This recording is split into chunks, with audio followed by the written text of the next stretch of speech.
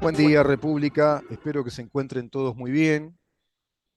República Oriental del Uruguay, comenzando otro capítulo de este programa que nació con una pregunta, continúa con esta pregunta, y una pregunta respecto a un montón de cosas, y sobre todo respecto al país. ¿En dónde estamos? ¿En dónde estamos en materia republicana, en contenido, en sustancia republicana?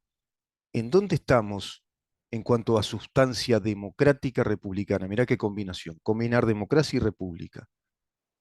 Res publicae.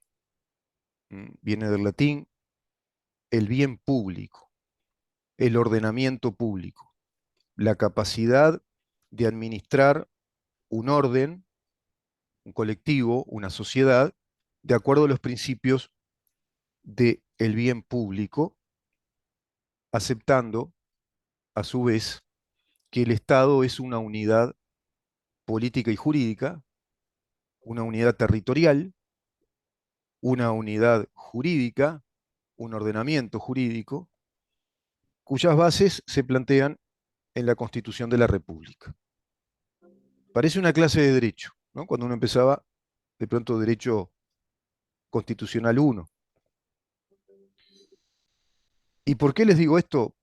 Porque eso que es una clase de derecho, o podría ser una clase de derecho político o de ciencia política, es lo que se supone tiene que tener muy claro, muy sabido, un presidente de república,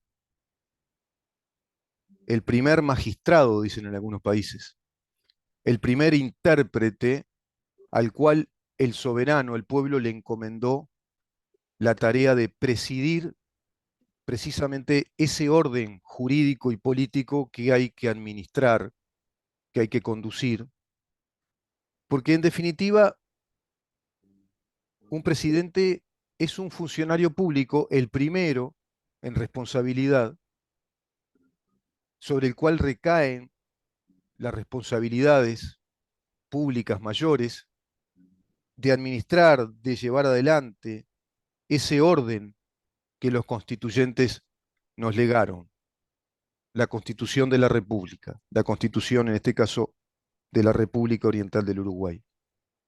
El único instrumento, la única herramienta, yo te diría una herramienta dorada, que nos permite realmente librar la batalla, cruenta batalla ya, cultural o batalla ideológica por el poder precisamente del Estado. Se está disputando en nuestro país, en la región, en todos los países de Latinoamérica, pero también en el mundo, se está disputando la disposición de poder político precisamente en el Estado. Se está disputando el poder de organizar el Estado de otra manera, de una manera distinta a la que establece la Constitución de la República.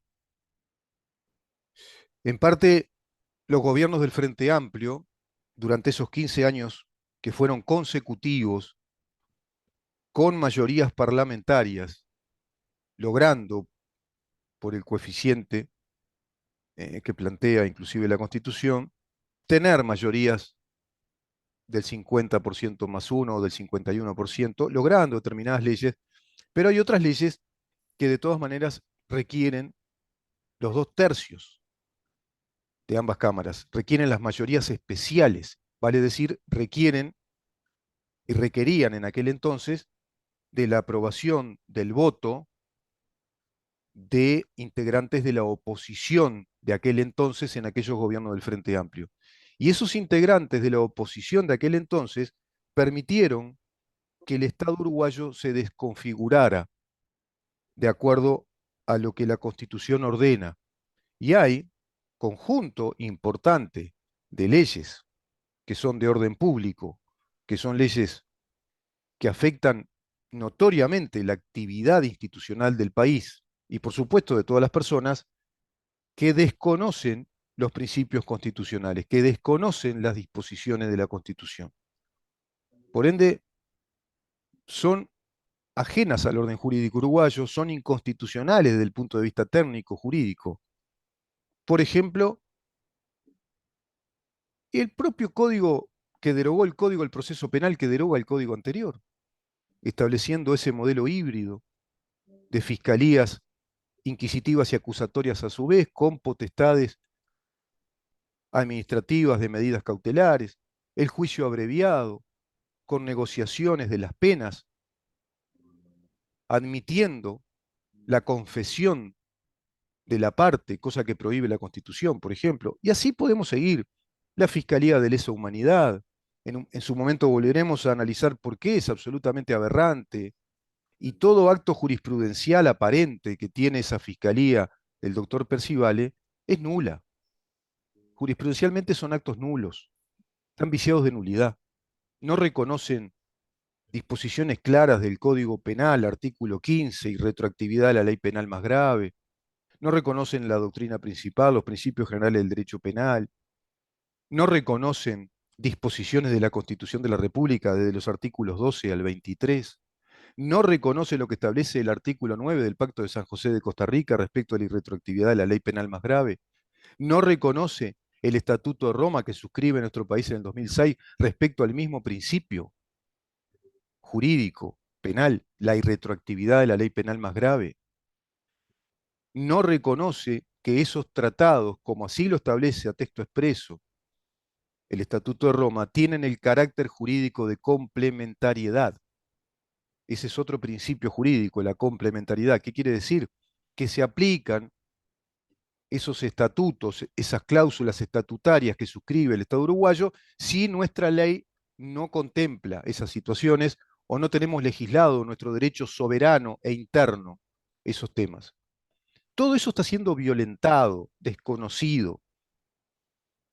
Y hoy vemos que es una práctica ya establecer este neoconstitucionalismo jurídico en nuestro país, instalado hace décadas, como por ejemplo se lo ve con esta acción de amparo ante un decreto, un simple decreto presidencial, que establece ciertas flexibilizaciones a la hora de presentar un producto que es el cigarrillo. Consta ese decreto simplemente de decirnos que se va a habilitar que los cilindros, el empaquetado del tabaco en cilindros, que se llaman cigarrillos, sean presentados en caja blanda y no solo en caja dura, en la caja box, a sabiendas de que los fumadores, el que tiene el hábito, el que tiene la adicción al cigarrillo, prefiere en un 98-99% la caja blanda. ¿Por qué? Porque el fumador habitúa a fumar y fuma 2 cajillas de cigarrillos por día o 2 cajillas y media. Y no está con cajas duras, le molesta. La caja blanda es más cómoda, la pone en cualquier lado. Es prácticamente un anexo de su cuerpo. Y entonces van al consumo de cigarrillos extranjeros. Se favorece a empresas extranjeras y se fomenta, como toda ley seca lo ha hecho y lo demuestra la historia, se fomenta la clandestinidad. Por lo tanto, se fomenta el consumo del cigarrillo de contrabando, que es una mega industria en el país, de la cual no hablan estas personas que están tan preocupadas por la salud de los uruguayos, tan preocupadas como el eminente Tabaré Vázquez, que estableció una política antitabaco referencial, modelo en el mundo, y hasta le ganamos a una multinacional como Philip Morris. ¿Sabes una cosa? Hoy a una multinacional del cigarrillo le gana cualquiera, porque es una campaña globalista instalada desde la UNESCO, desde la OMS, Organización Mundial de la Salud, desde todas las organizaciones gubernamentales, inclusive en los Estados Unidos. Por lo tanto, no era David contra Goliat y una epopeya del gobierno de izquierda que se preocupó por la salud de los ciudadanos uruguayos y estableció una exitosa campaña antitabaco. Sin embargo, ese mismo gobierno del Frente Amplio, tan preocupado por la salud de los uruguayos, legalizó el sembrado, la cosecha, el transporte y la venta de la marihuana. Qué raro. Qué contradictorio.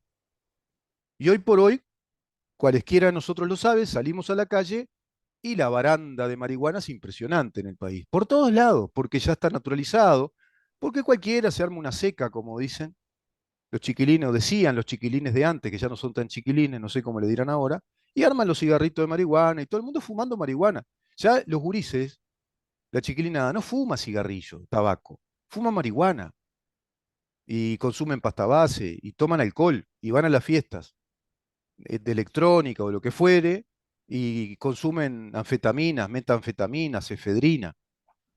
Hasta habían fiestas, recuerdo, que se decían que se tenían que hidratar en gobierno del Frente Amplio. Autorizaban esas fiestas electrónicas a sabienda de que se iba a consumir droga y que se tenían que hidratar tomando mucha agua porque esas drogas son peligrosísimas.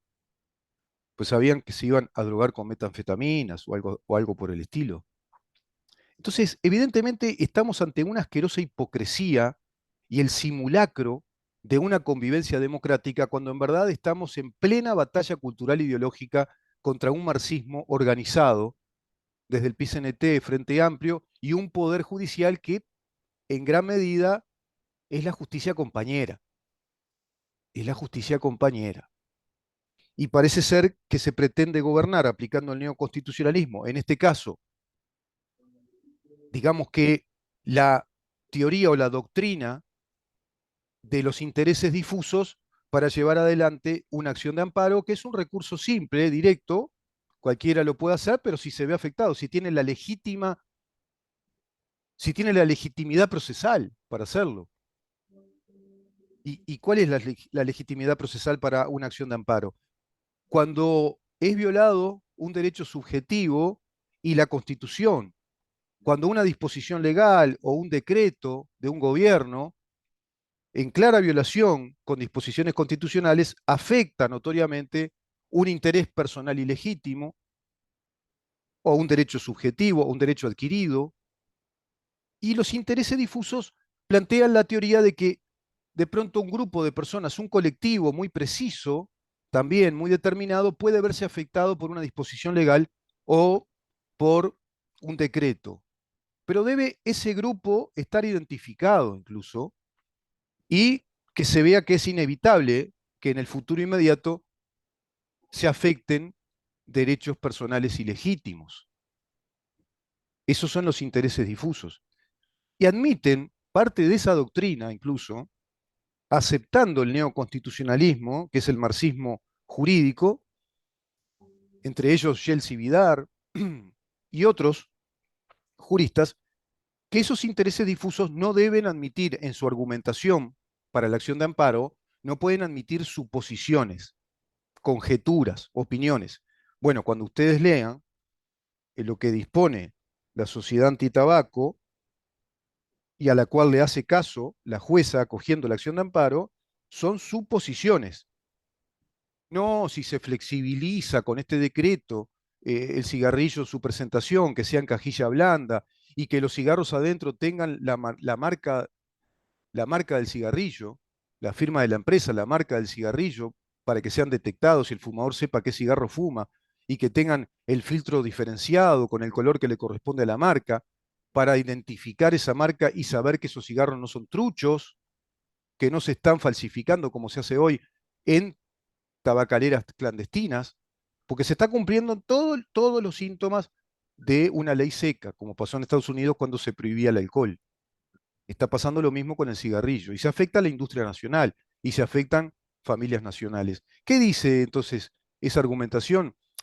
De que son notorios, es notoria la disminución del consumo del tabaco de parte de jóvenes a raíz de la exitosa política de Estado que instaló Tabaré Vázquez y que esto va a perjudicar notoriamente esa disminución del consumo y que los jóvenes y adolescentes se van a ver inducidos a consumir cigarro y que es una epidemia el cigarrillo y que incluso se va a afectar a los lugares, hasta públicos con mucho humo de cigarrillo.